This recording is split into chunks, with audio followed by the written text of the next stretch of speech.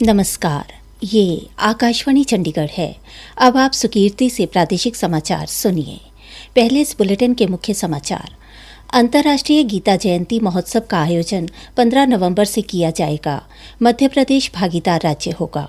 मुख्यमंत्री नायब सिंह सैनी ने कहा कि अंतर्राष्ट्रीय स्तर पर गीता जयंती समारोह मनाए जाने से कुरुक्षेत्र को दुनिया में अलग पहचान मिली है। गीता मनीषी स्वामी ज्ञानानंद जी ने कहा कि अब दुनिया भर में गीता को सम्मान दिया जा रहा है। कांग्रेस नेता संपत सिंह ने पार्टी की सदस्यता से इस्तीफा दिया। हरियाणा विद्यालय शिक्षा बोर्ड ने सेकेंडरी के शैक्षिक व मुक्त विद्यालय परीक्षा का परिणाम घोषित किया। कुरुक्षेत्र से 92 सिख श्रद्धालुओं का जत्था पाकिस्तान के पवित्र गुरुद्वारों की यात्रा के लिए रवाना हुआ। अब समाचार विस्तार से।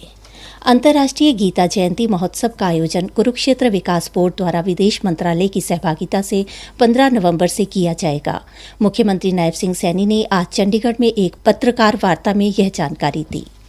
इस बार 10वां अंतर्राष्ट्रीय गीता जयंती महोत्सव धर्म क्षेत्र कुरुक्षेत्र में 15 नवंबर से शुरू हो रहा है और 5 दिसंबर तक चलेगा। पहली बार यह महोत्सव 21 दिन चलेगा। इस महोत्सव में संस्कृति, ज्ञान और आध्यात्मिकता का अलग ही संगम देखने को वो मिलेगा।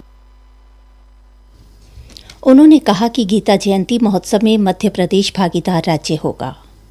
प्रदेश द्वारा ब्रह्म सरोवर पर स्थित पुरुषोत्तमपुरा भाग में सांस्कृतिक पवेलियन को बनाया जा रहा है कि यहाँ हम मध्य प्रदेश की संस्कृति से परिचित होंगे। इसमें उनकी संस्कृति और शिल्प, खान पान इत्यादि से संबंधित स्टॉल आकर्षण का केंद्र भी बने।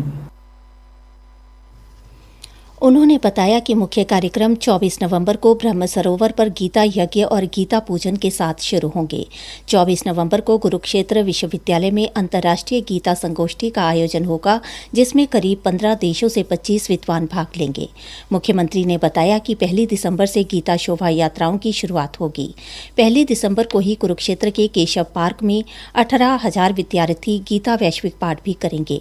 उन्होंने कहा कि कल से 30 नवंबर के दौरान विद्यार्थियों के लिए भागवत गीता आधारित ऑनलाइन और ऑफलाइन प्रतियोगिताओं का आयोजन भी होगा। मुख्यमंत्री ने कहा कि अंतर्राष्ट्रीय स्तर पर गीता जयंती समारोह मनाए जाने से बहुत बदलाव आया है। कुरुक्षेत्र को दुनिया में अलग पहचान मिली है।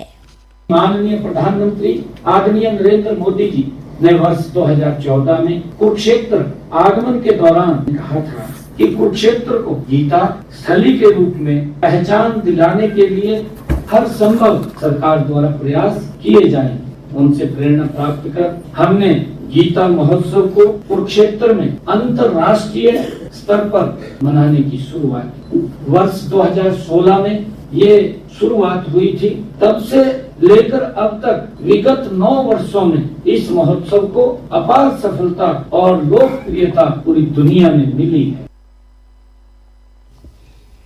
मुख्यमंत्री ने कहा कि इस दौरान 25 नवंबर को श्री गुरु तेग बहादुर जी के शहीदी दिवस पर प्रधानमंत्री नरेंद्र मोदी मुख्य कार्यक्रम में हिस्सा लेंगे। भागीदार देश बारे पूछे जाने पर मुख्यमंत्री ने कहा कि विदेश मंत्रालय ने कई देशों से संपर्क किया है। भागीदार देश तय होने के बाद पूरी जानकारी दे दी जाएगी। मुख्यमंत्री नायब सिंह सैनी ने भारतीय महिला क्रिकेट टीम को विश्व विजेता बनने पर बधाई भी दी और हरियाणा की बेटी शेफाली वर्मा की उपलब्धि की सराहना की। शेफाली वर्मा फाइनल मैच में प्लेयर ऑफ द मैच रही। फाइनल मुकाबले में उन्होंने अपना प्रदर्शन करते हुए 87 रन बनाए और 2 विकेट लिए। मैं अपनी ओर से पूरे प्रदेश की तरफ से हमारी बेटी के इस ऐतिहासिक प्रदर्शन पर मैं बहुत बहुत शुभकामनाएं शेफाली बेटी को प्रेषित करता हूँ। गीता मनीषी स्वामी ज्ञानानंद जी ने आज चंडीगढ़ में कहा कि अंतर्राष्ट्रीय गीता जयंती जैसे समारोह सरकारी स्तर पर मनाने से लोगों में जागरूकता बढ़ी है।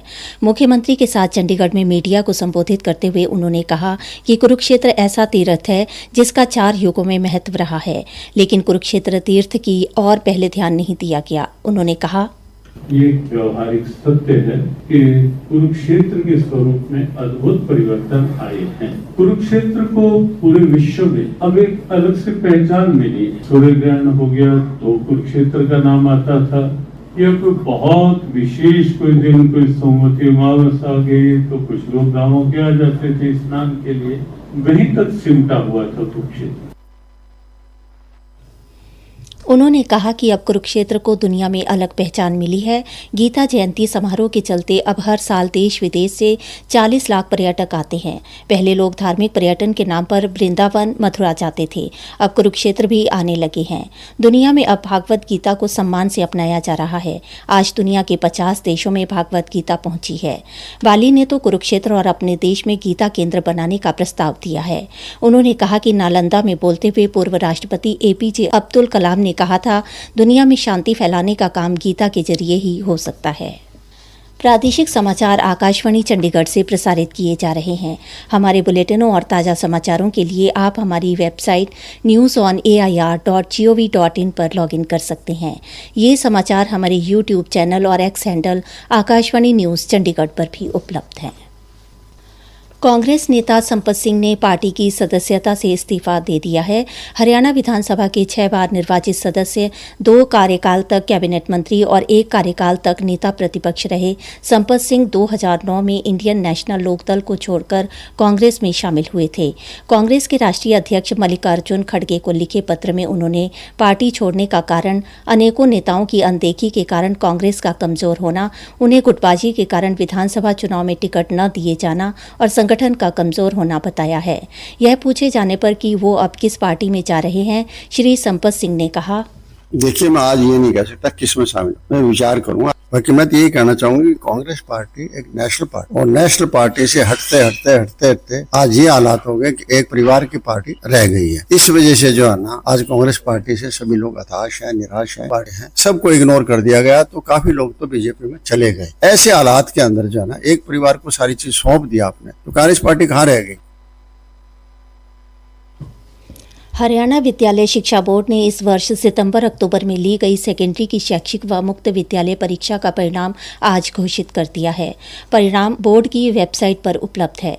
हरियाणा विद्यालय शिक्षा बोर्ड के अध्यक्ष प्रोफेसर डॉक्टर पवन कुमार ने बताया कि सेकेंडरी शैक्षिक पूरक परीक्षा का परिणाम 40.9% रहा, जबकि सेकेंडरी मुक्त विद्यालय परीक्षा का परिणाम 54.31% रहा। उन्होंने बताया कि सेकेंडरी शैक्षिक पूरक परीक्षा में लड़कों का परिणाम 44.82% और लड़कियों का 48.21% रहा। इस परीक्षा में जिला फतेहाबाद 65.27 पास प्रतिशतता के साथ प्रथम स्थान पर रहा। उन्होंने कहा कि उत्तर पुस्तिका की पुनः जांच अथवा पुनर्मूल्यांकन करवाने के इच्छुक परीक्षार्थी 20 दिन तक निर्धारित शुल्क सहित बोर्ड के आधिकारिक वेबसाइट पर ऑनलाइन आवेदन कर सकते हैं। सिख गुरुद्वारा प्रबंधक समिति के प्रधान जगदीश सिंह झींडा ने आज कुरुक्षेत्र के ऐतिहासिक गुरुद्वारा साहिब छठी पातशाही से 92 सिख श्रद्धालुओं के जत्थे को पाकिस्तान स्थित पवित्र गुरुद्वारों के धार्मिक यात्रा के लिए रवाना किया। इस अवसर पर श्री जगदीश सिंह झींडा ने कहा कि कुछ समय पहले सरकार ने सुरक्षा कारणों से पाकिस्तान की धार्मिक यात्राएं अस्थायी रूप से बंद कर दी थीं, लेकिन हरियाणा सिख गुरुद्वारा प्रबंधक समिति की विशेष गुजारिश के बाद यात्राएं दोबारा शुरू की गई हैं।